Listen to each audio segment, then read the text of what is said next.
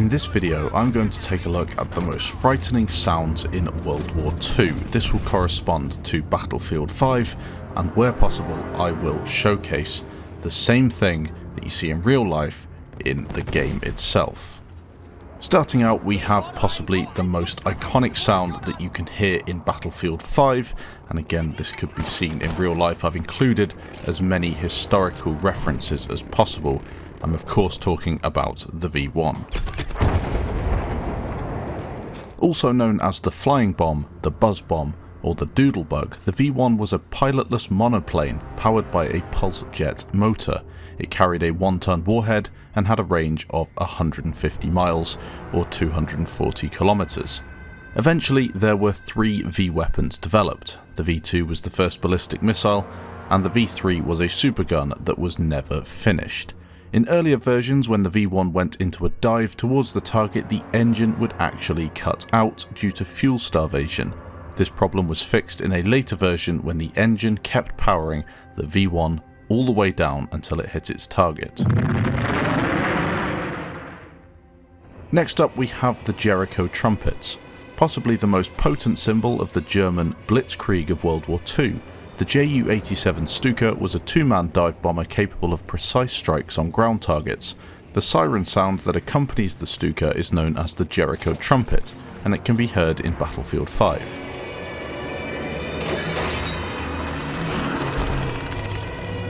Interestingly, the idea of a dive bomber capable of supporting friendly forces did not originate in Germany.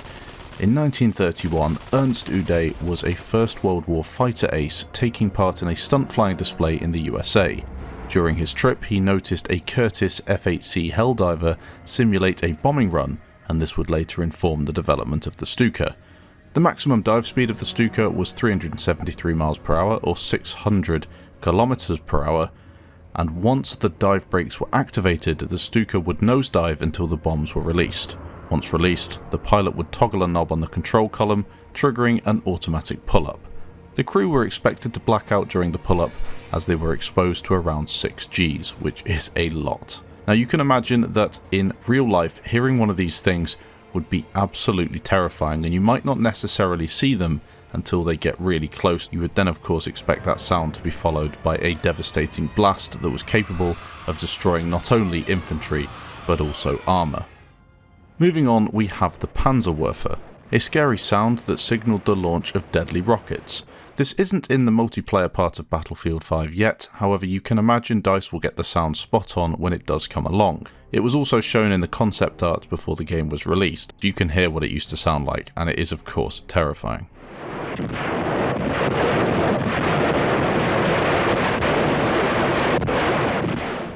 Next up, we have the MG42, a general-purpose machine gun designed by Nazi Germany and used extensively by the Wehrmacht and the Waffen-SS during the second half of World War II. It had many names. The Americans would refer to it as Hitler's buzzsaw because of the way it cut down troops.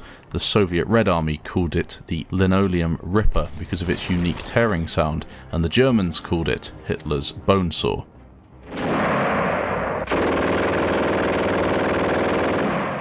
Yes, it overheated, it chewed through ammunition and had no single shot capability, but the impact it had was immense. The mere sound of an MG42 firing took a psychological toll on the troops. The situation became so bad that the US Army actually had to produce a training film intended to boost the morale of the US soldiers, as they were terrified of the machine gun's reputation.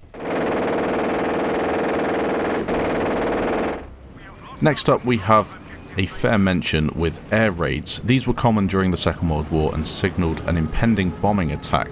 Now in Battlefield 5 you can actually hear an air raid during the Devastation of Rotterdam conquest game. It might even be during operations. If you are around halfway through a match, you get to see the flares dropped from the sky and then the air raid sirens kick in. Rotterdam was bombed extensively during May 1940, and I think, I'm not certain, but I think that's what Devastation of Rotterdam is signifying. Probably the most iconic air raid siren was called the Carter siren. This one was used in London and signalled a bombing run. Of course you've all heard of the Blitz. Well, this is the soundtrack that accompanied it.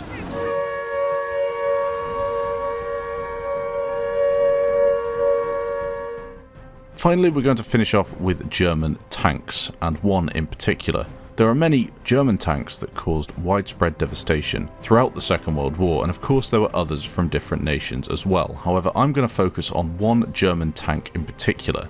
Although the bulk of German tank forces was composed of smaller tanks such as the Panzer Kampfwagen 3 and 4, the Panzer Kampfwagen 6, otherwise known as the Tiger tank, was designed to be the decisive factor on the armoured battlefield. At 54 tons, it was considerably larger than contemporary tanks, and together with its thick armour and 88mm main gun, the Tiger tank was an absolute beast. Introduced in 1942, the Tiger's main gun could gut any mass-produced Allied tank built during the war, and its thick armour could shrug off most of the Allied anti-tank rounds as well. This made it incredibly powerful and incredibly strong.